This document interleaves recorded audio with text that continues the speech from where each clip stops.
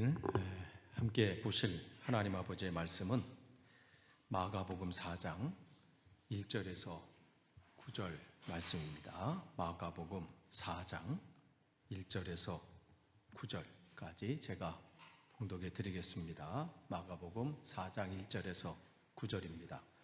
예수께서 다시 바닷가에서 가르치시니 큰 무리가 모여 들거늘 예수께서 바다에 떠 있는 배에 올라앉으시고 온 무리는 바닷가 육지에 있더라.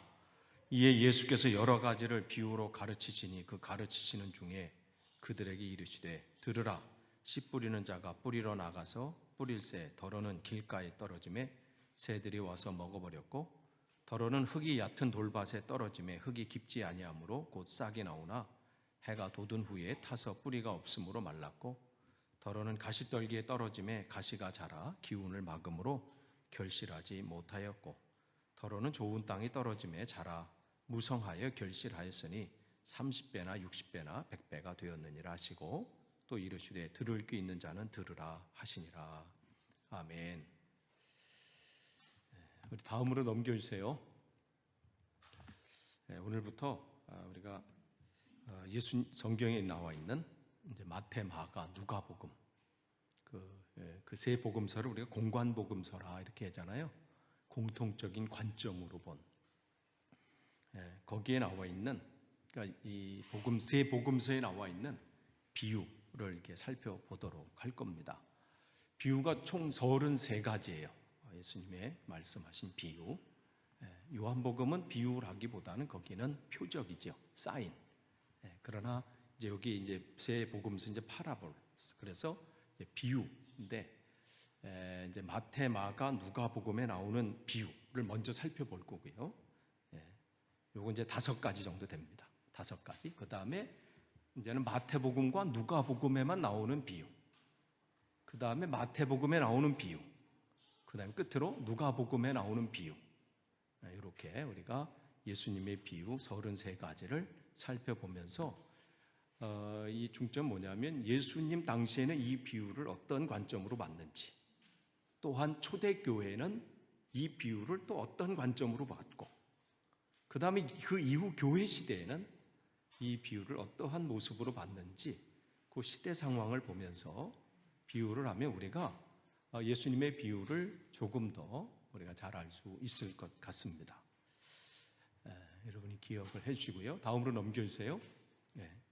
그래서 오늘 이제 할 것 중에는 이제 세 복음서에 나오는 그 공관복음서 거기서 나오는 비유 중에서 5가지가 있어요. 4가지 땅에 떨어진 씨의 비유, 그 다음에 포도원 농부의 비유, 겨자씨 비유, 소금 비유, 무화과 나무 비유, 이렇게 5가지가 있습니다.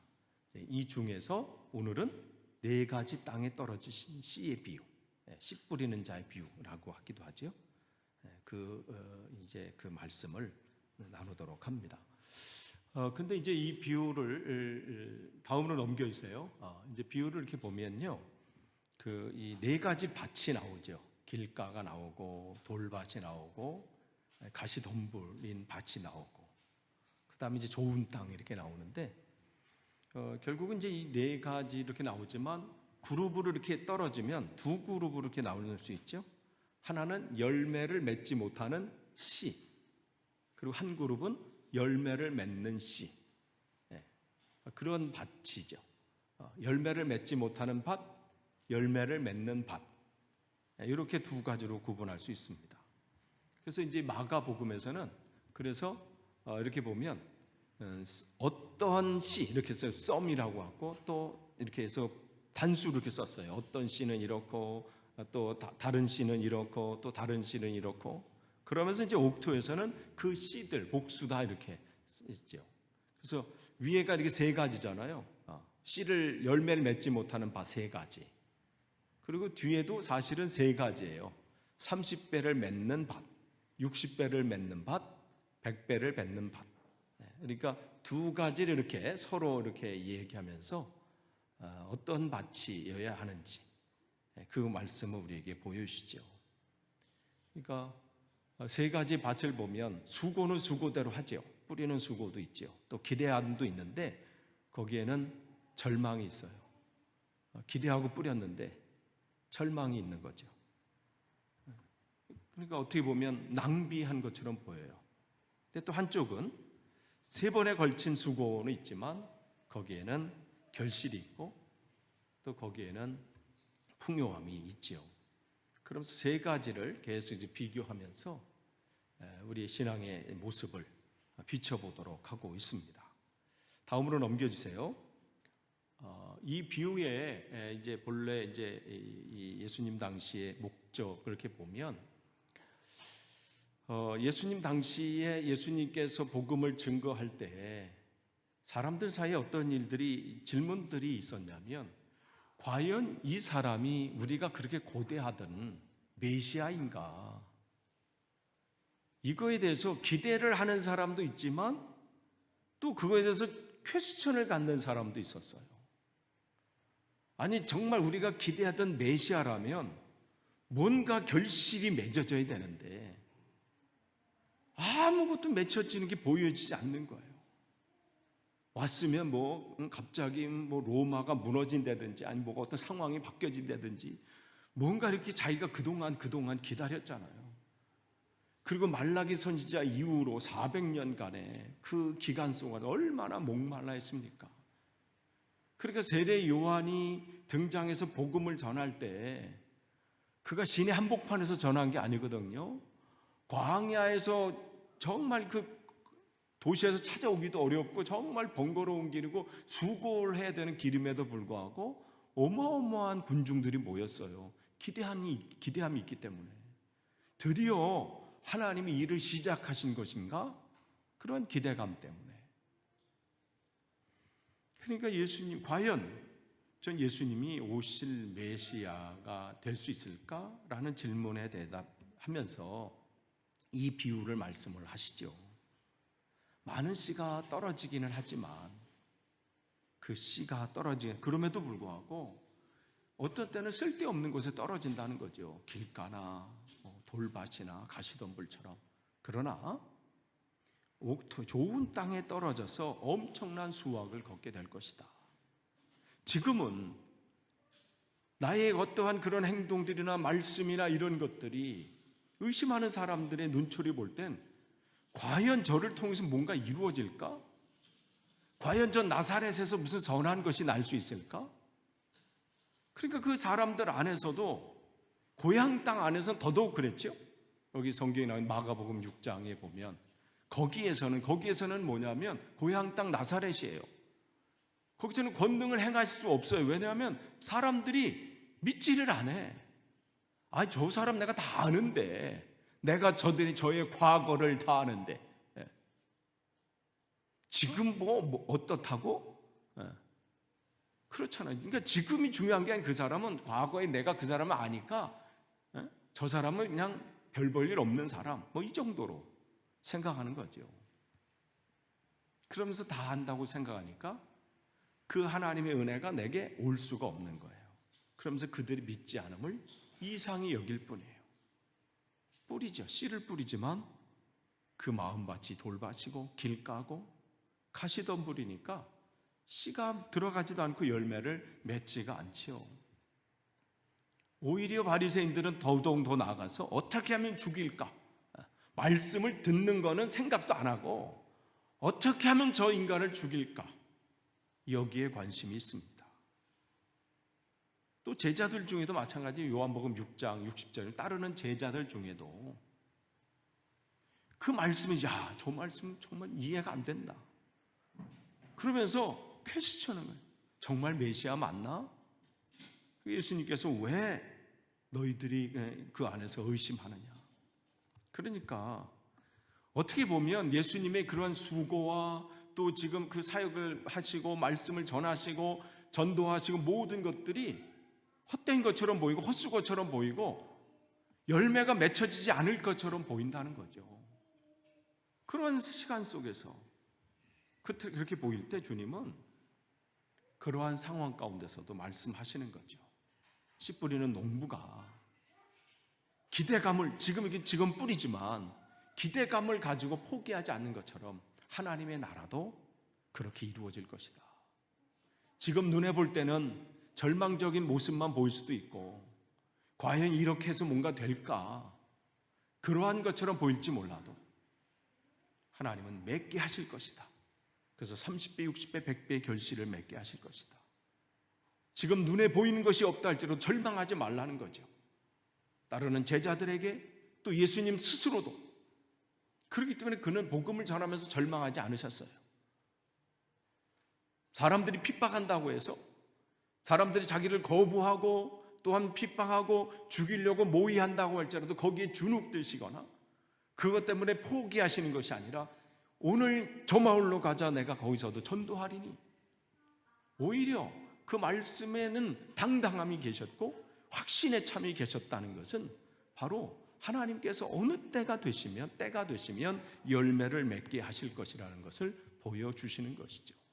그러니까 예수님께서 죽으셨을 때는 제자들과 따르는 모든 자들이 아이고, 그동안 씨 뿌린 것 모든 것이 아무런 열매 없이 끝나는 거구나, 이렇게 생각했을 수도 있습니다. 여태까지 뿌린 게 그냥 돌밭에 뿌렸네, 여태까지 뿌린 게 뭔가 좀 잘하는 척하다 이제 끝났네, 그런 현상처럼 나 보였어요. 한쪽은 완전히 길가에 뿌려진 것처럼 이제 그쪽 무리는 그렇게 된 것 같고, 제자들은 뭔가 이렇게 좀 뿌려진 것, 어떤 사람들은 뿌려진 것 같은데 잘하다가 예수님의 죽으심으로 말미암아 이제 아이고 끝났네. 그러니까 그 햇볕이라고 하는 것은 그 당시에는 뭐라고 하냐면 시련과 핍박을 의미했는데, 시련과 핍박이 오니 이제는 끝났구나, 메말랐구나. 그러나 끝까지 내 안에 주님의 씨를 품고 주님을 내 안에 모시고 그렇게 살 때 하나님 그때가 되면 30배, 60배, 100배의 결실을 맺게 하신다. 영광스러운 결과가 오게 하신다. 그래서 제자들에게 말씀해 주시는 것이죠. 이 말씀을 초대교회에서는 또 붙잡으면서 이 말씀을 자기의 삶 속에서 정말 힘겨운 삶이죠. 처음 교회가 시작할 때. 다음으로 넘겨주세요. 초대교회에서는 이 씨를 뿌리려고 할 때 사실은 돌밭에 뿌리는 것 같은 그런 심정이었어요. 저 유대인들을 바라보니 그냥 돌밭에 뿌리는 것 같아요. 아무리 외쳐도 오히려 돌을 던져서 죽이려고 하고, 실제로 그런 죽이는 일이 있었고, 스데반 집사님을 전혀 변화가 될 것 같지 않은, 이렇게 뿌려서 되나 할 정도로 시간이 가면 갈수록 뭐가 들어와요? 절망이 찾아오는 거예요. 어떤 사람들은 조금 잘하는 것처럼 보이다가도 어떻게 해요? 핍박이 오면 또 그냥 사라져버리는 거. 야, 이거 이렇게 우리가 계속 감당할 수 있을까? 그러한 모습들이 계속 생겨지는 것이죠. 그러니까 여기서는 이 초대교회에서는 이 말씀을 어떻게 해석하냐면, 우리 전도자들이 그럼 어떠한 자세로 전해야 될까? 상황은 그 영혼들의 마음밭이 돌같이 보이고 길가처럼 보이고, 돌밭처럼 뭔가 자라다가 끝나버리고, 가시덤불처럼 뭔가 하는데 결국 세상으로 다 가버리고, 그렇지만 절망하지 말고, 지금 아무런 씨앗이 열매가 맺혀지지 않은 것처럼 보일지라도 우리들은 절망하지 말고 마지막 가서는 하나님께서 열매를 맺게 하실 겁니다. 그 말씀을 주니까 격려와 희망의 메시지죠. 그 말씀 붙잡는 거예요.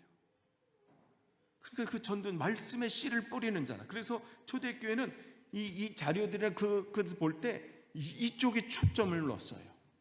씨 뿌리는 자에게. 그래서 절망하지 맙시다. 하나님 맺게 하실 겁니다. 마지막 가서는 많은 추수를 거둘 수 있다는 것을 말씀해 주시는 것이죠. 그러면서 이 복음서가 그 쓰여진 그때를 바라보면요, 이 결과적으로 그것을 계속해서 말해주죠. 그러면서 이 복음서에 특별히 이제 마가복음 4장 10, 다음 넘겨주세요. 마가복음 이제 말씀 보시면 이제 여기 보면 마가복음 4장 17절 한번 찾아볼까요? 마가복음 4장 17절 한번 찾아보세요.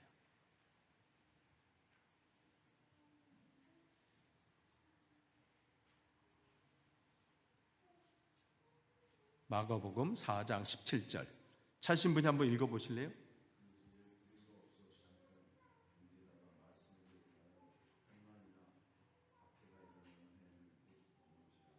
아멘.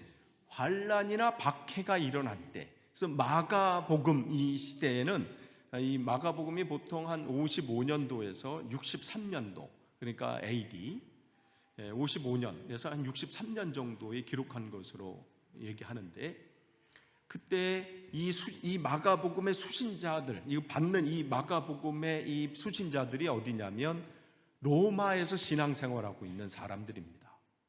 그러니까 그때가 이제 핍박이 막 이게 절정으로 막 다다드는 그러한 시기라는 얘기죠.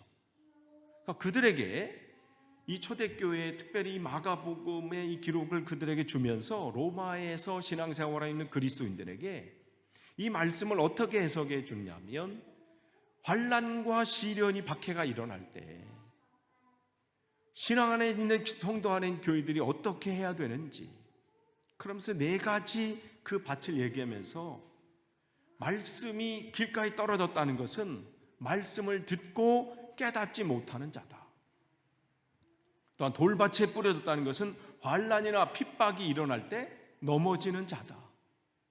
또한 가시떨기에 떨어졌다는 것은 이 땅의 삶의 염려와 걱정 때문에, 또한 유혹과 욕심이 와서 그 말씀을 결실하지 못하게 하는 자다. 좋은 땅에 뿌려진 씨는 하나님 말씀을 듣고 깨닫고 지키는 자다. 그래서 특별히 이 마가복음은 그 당시 정말 신앙 어려운 핍박 가운데서 복음을 정말 붙잡고 정말 이것을 씨를 뿌리면서 또 내 안에 그 열매 맺기를 정말 원하는 그 교회 안에 있는 성도들에게 이 말씀을 주시면서 계속해서 신앙이, 우리가 어떤 환난이 온다 할지라도, 핍박이 온다 할지라도 멈춰서는 안 됩니다. 어떤 공격이 있다 할지라도 씨앗이 자라야 되는 것처럼, 그래서 마가복음에서는 마태복음과 누가복음과는 달리 30배, 60배, 100배, 마태복음과 누가복음에서는 100배, 60배, 30배 이렇게 기록됐다면, 마가복음에서는 점차적으로 성장하는 것으로 기록하고 있어요.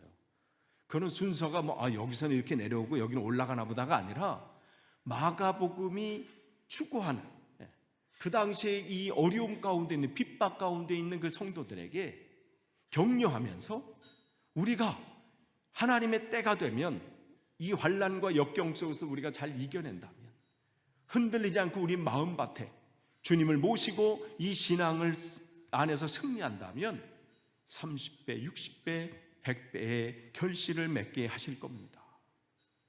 그것을 지금 그들에게 편지를 보내면서, 이 복음서를 쓰면서 그들을 격려하고 새롭게 다짐하고 있는 것이죠. 그러니까 우리가 이 신앙을 보면서 우리를 또 점검해 볼 필요 있죠. 나는 신앙의 이 여정을 가르면서 내 마음의 밭은 어떠한가. 또한 마태복음에서는 다른 이 마가복음과 누가복음과는 달리 이 비유에서 뭘 중요하게 얘기하고 있냐면 깨달음에 대해서 얘기하고 있어요. 성경을 한번 찾겠습니다. 마태복음 13장 19절 말씀, 마태복음 13장 19절 한번 찾으셔서 읽어주실래요? 마태복음 13장 19절.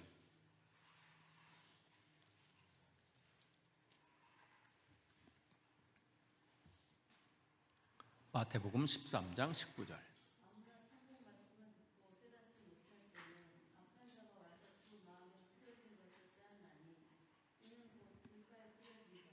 네.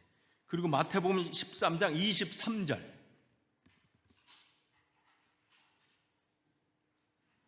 계속해서 읽어주세요.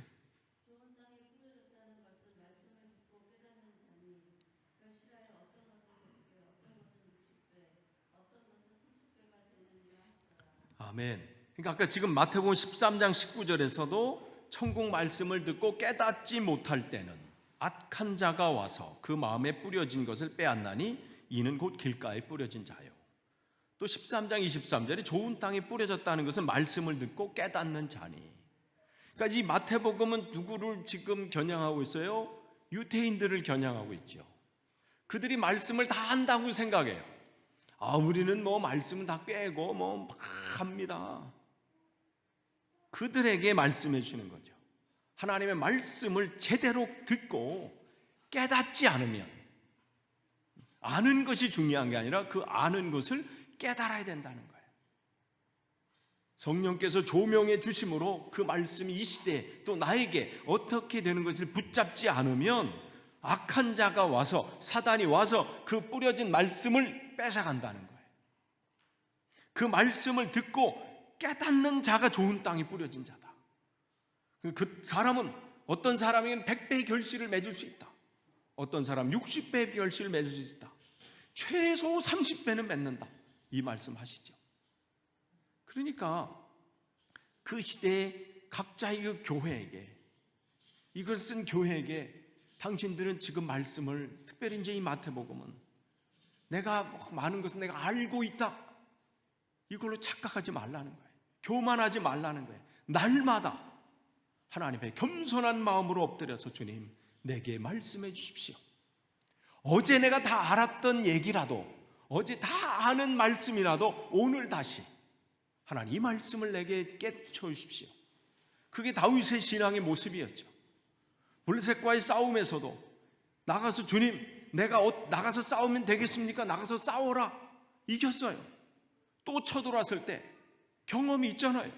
나가서 싸워도 되지만 또 묻습니다. 주님, 내가 어떻게 해야 되겠습니까? 바로 이 말씀이에요. 그러니까 우리가 이 마가복음처럼 어떤 환난과 역경이 올 때, 우리가 복음을 전하고 하나님 말씀대로 살고 할 때 답답한 일도 많고 정말 힘든 상황도 많고 때로는 박해와 그런 상황들이 올 수 있잖아요. 그럴 때 염려하지 말라는 말씀이죠. 하나님이 때가 되면 그 영혼을 결실 맺게 하실 거다. 우리는 씨 뿌리는 자로, 하나님께서 씨를 뿌리게, 열매 맺게 하신 건 하나님이시니 우리는 그냥 담대함으로 뿌리자. 또한 마태복음 이 상황 속에서는 우리가 하나님 말씀을 늘 겸손한 자세로 깨닫기를 원합니다. 오늘도 내가 영안의 눈을 열어주십시오. 들을 길을 허락해 주십시오. 그래서 예수님께서는 이 복음, 이 비유를 하시면서 마지막에 누가복음도 마가복음도 마찬가지지만 들을 끼 있는 자는 들을지어다, 이 말씀을 하시지요. 깨닫게 하십니다. 또한 누가복음, 이제 한번 찾아볼게요. 누가복음 8장 4절이에요.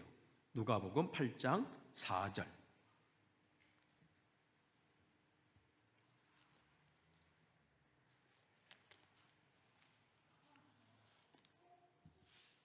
PPT 다음 한번 넘겨보실래요? 이게 끝인가요? 네. 누가복음 8장 4절 이렇습니다. 각 동네 사람들이 예수께로 나와 큰 무리를 이루니 예수께서 비유로 말씀하시되. 이게 마태복음과 마가복음하고는 틀려요. 같은 씨 뿌리는 자의 비유인데, 마가복음과 마태복음은 예수님께서 바다에서 배를 빌리신 다음에 그 바다 선상에서 설교하시는 내용이에요. 배 위에서 주신 설교, 마가나 마태처럼 선상 설교가 아니라, 누가는 이 말씀을 땅으로 끌고 와서, 이게 중요한 건 그에게 바다는 이게 아니라 이것은 이방인들을 위한 복음이잖아요. 그러니까 그들에게 더 중요한 것은 하나님의 이 확장이, 나라의 확장이에요.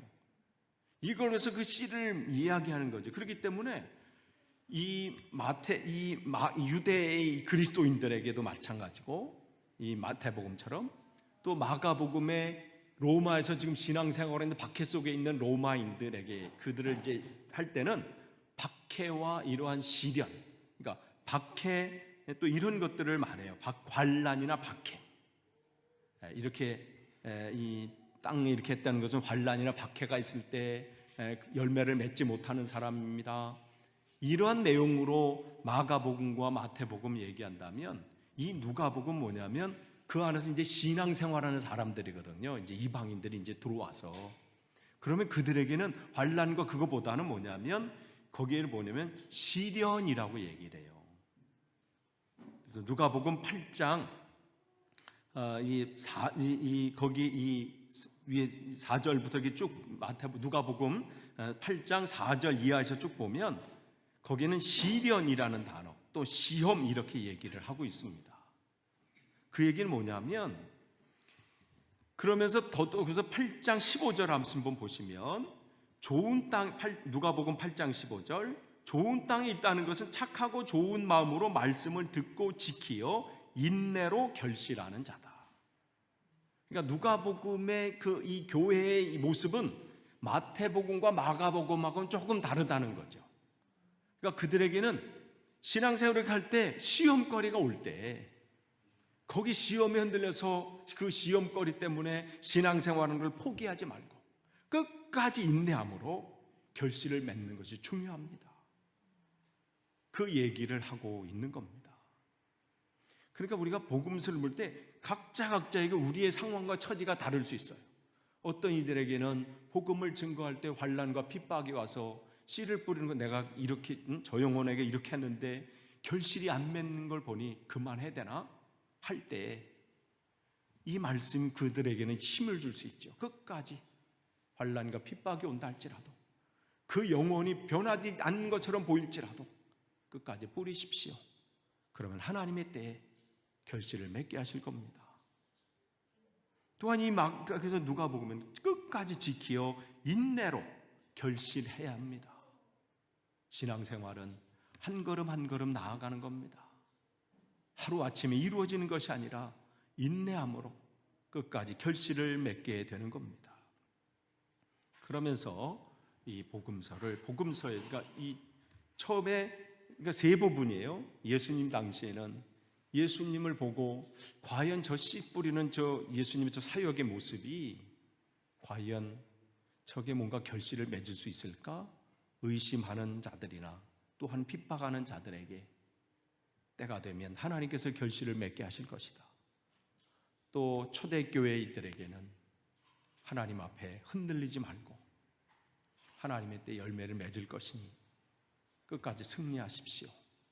또한 이 각 교회, 이제 각 그 교회 현장에서는 이 말씀을 마가복음의 그 현장이 있고, 마태복음은 마태복음의 현장이 있고, 누가복음은 누가복음의 현장이 있습니다. 여러분, 우리가 앞으로 이 복음서를 하나하나 이렇게 살펴보면서 그 시대에 어떠한 그 시대 상황이 있는지 그것을 한번 보면서, 또한 이 말씀이 또한 우리 시대에는 어떻게 해석이 돼야 되는지, 또 내한테는 이 말씀이 어떻게 또 적용돼야 되는지 여러분이 다시 한번 말씀을 묵상하시면서 내가 붙잡아야 될 게 뭐고, 또 내가 놓쳤던 것은 뭐고, 또 이 시대에 하나님께서 우리 세우신 이 교회에게 주시는 말씀을 뭔지 다시 한번 깨닫고 생각하시는 그러한 계기가 되기를 원합니다. 기도하겠습니다. 하나님 감사합니다. 주신 말씀을 다시 한번 깨닫고 그 말씀을 이 시대에 2022년도를 살아가는 우리 교회 또한 우리 자신이 다시 한번 하나님 말씀을 비추고 그 말씀 안에서 바로 서기를 소망합니다. 어떠한 상황 가운데서도 흔들리지 않고 주신 말씀을 붙잡고 승리하게 하시고 맡은 바 사명 잘 감당하도록 인도해 주옵소서. 감사드리며 예수님의 이름으로 기도하옵나이다. 아멘.